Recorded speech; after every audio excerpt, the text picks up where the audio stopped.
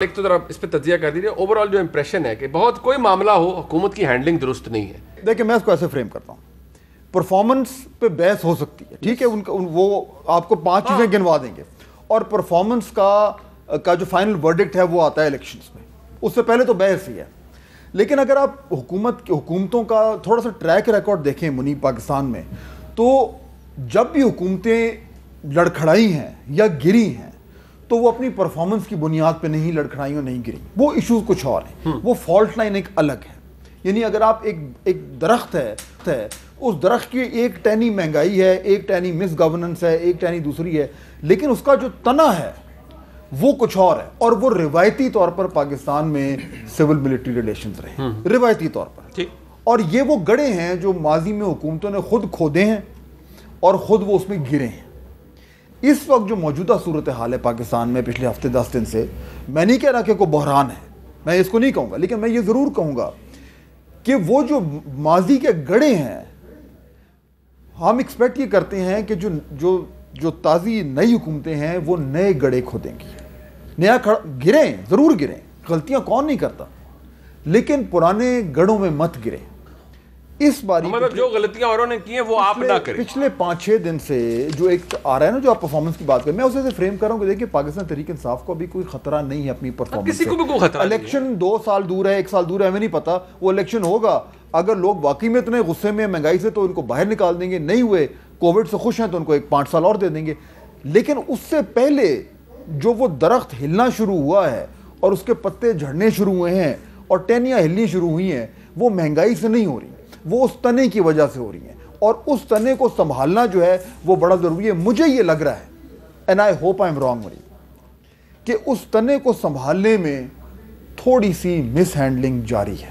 یہ جو امپریشن ہے مس ہینڈلنگ, یہ تاثر. چلے طارق فضل چودھری صاحب, ایک بات ہے کم از کم علی نواز وان صاحب نے بھی کہا کہ یار مین فیکٹرز آپ ان کو آئسولیشن میں نہیں دیکھ سکتے, اور اٹس این آرگومنٹ کہ نہیں آپ سینسٹیو ڈیسیجنس کے اندر پھر کووڈ بھی آ جائے گا, بہت سے ایشوز آ جائیں گے, فارن پالیسی آ جائے گی, جس کو ہم نے بڑے اچھی طریقے سے ہینڈل کیا. He does have a point. دیکھیں اب بات وہی ہے جو فاضل صاحب نے کی ہے ابھی, کہ یہ مانیں گے تو نہیں, ظاہر ہے اس کو بحث ہی آپ کہہ سکتے ہیں. کووڈ آنے سے پہلے پاکستان کی کیا صورتحال تھی؟ کیا اس وقت مہنگائی کا جن قابو سے باہر نہیں ہو چکا تھا؟ کیا عوام کی چیخیں اس وقت نہیں نکل رہی تھیں؟ کیا اس وقت بجلی گیس کے ریٹ نہیں بڑھ چکے تھے؟ پیٹرول کی کیا قیمتیں تھیں؟ آپ کی یہ جو دوائیاں اس سے پہلے آسمان کو نہیں چھو چکی تھیں. 400% دوائیاں کووڈ سے پہلے مہنگی ہو گئی تھیں, اور دوائیاں مہنگی ہونے کی وجہ کووڈ نہیں ہے, دوسری ہے. یہ سب کو پتہ ہے, آپ کو اچھا سب کو پتہ ہے. آپ نے وزیر سیک کر دیا اپنا اسی الزام کے اوپر, اور یہ کہا گیا کہ اس کو اگر سیک نہیں کیا گیا تو ایز اے منسٹر اس کو اریسٹ کیا جائے گا. یہ کہا گیا, مجھے پتہ ہے اس بات کا, اسلام آباد ہوتا ہوں. تو یہ کووڈ نہیں ہے. کووڈ ایک بہانہ آپ نے بنا لیا ہے. مانا کووڈ سے صورتحال جو ہے وہ بد سے بدترین ہو سکتی ہے, ساری دنیا میں اس کا افیکٹ آیا ہے, ہم بھی کوئی حقیقت سے نظر نہیں چرا رہے. لیکن میں نے آپ کو یہ بتائی ہے کہ یہ جو آپ کی وہ چیزیں جو کنٹرول کی جا سکتی ہیں آپ کی انتظامیہ کی مدد سے, پرائس کنٹرول کمیٹیز بنتی ہیں, آپ چیک کرتے ہیں, چھاپے لگتے ہیں, مجسٹریٹس اپنا کام کرتے ہیں. یہ تو میں آپ کو بڑی لے مین سی بات بتا رہا ہوں. وہ کمزور نظام آپ کا, پنجاب سب سے بڑا صوبہ ہے, یہاں سے شروع ہوتا ہے, اسپل اوور ہوتا ہے, وہ کنٹرول ہے ہی نہیں کسی کے پاس. نہ اس کو کوئی پوچھ رہا ہے, نہ اس کو کوئی دیکھ رہا ہے. نام آپ لے لیتے ہیں جناب, بڑے بڑے مافیاز ہیں. یہ آٹے کا مافیا آٹا کھا گیا جناب, یہ گندم کا مافیا جناب وہ ادھر چلا گیا, یہ چینی مافیا یہ کر گیا. اب یہ جو چینی کا کارٹل کی جو بات ہوئی ہے وہ عمران خان صاحب نے خود کہا ہے کہ یہ تو بہت بڑے بڑے مافیاز ہیں, ہمارے قابو میں نہیں آ رہے, اسے کس نے قابو کرنا ہے؟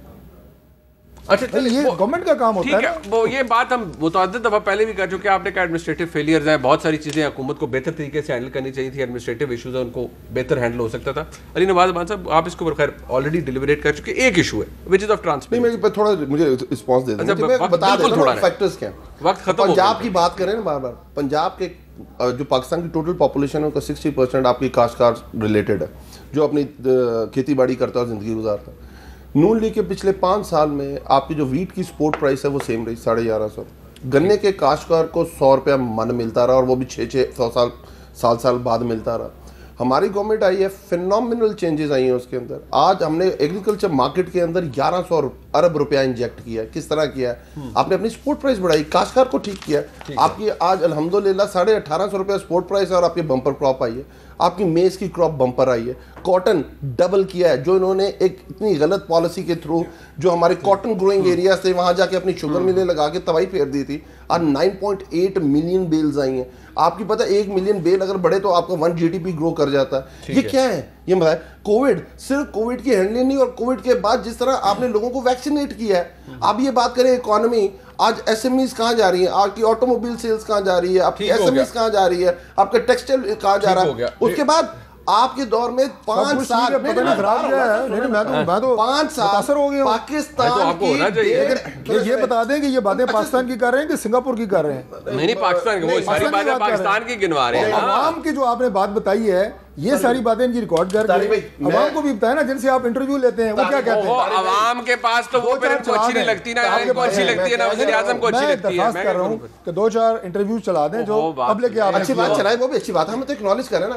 صاحب وہ پناما والا بھی چلائیے گا, وہ بھی چلائیے گا, انہیں پوچھئے گا کہ نواز شریف چور ہے کہ نہیں ہے, نواز شریف کا پناما میں نام آیا. یہ اس طرح نہیں ہے نا, میں پڑھی لکھی باتیں کروں, نہیں سمجھ آ رہی تو الگ بات ہے. آگے بات, 5 سال میں پاکستان کی ایکسپورٹس گر گئیں. $1.5 ارب, $25 ارب پہ پیپلز پارٹی چھوڑ کے گئی تھی, $23.5 ارب پہ کھڑی تھی. یہ کیا انکمپیٹنسی, سوال کرنے چاہیے, ڈی انڈسٹریلائزیشن. یہ سوال کروں جا کے لوگوں کے سامنے کہ جی فلانا چور ہے, فلانا, ایسے سوال کیے جائیں. نہیں, آپ کو کوئی روک سکتا ہے, آپ تو راضی ہیں. ان سے کہیں آپ صبح ناشتہ میں پڑھی لکھی باتیں کھایا کریں ان کی. نہیں, وہ فواد چودھری صاحب نے کہا تھا, اور جو کہ بات فیکچولی درست ہے کہ خطے میں پیٹرول سب سے سستا ہے, اور یہی سوال لے کے, اور وہ فیکچولی درست بات کر رہے ہیں, یہ سوال لے کے ہم لوگوں کے پاس گئے تھے, لیکن لوگ کہتے تھے کہ نہیں ہماری قوت خرید سے زیادہ ہے.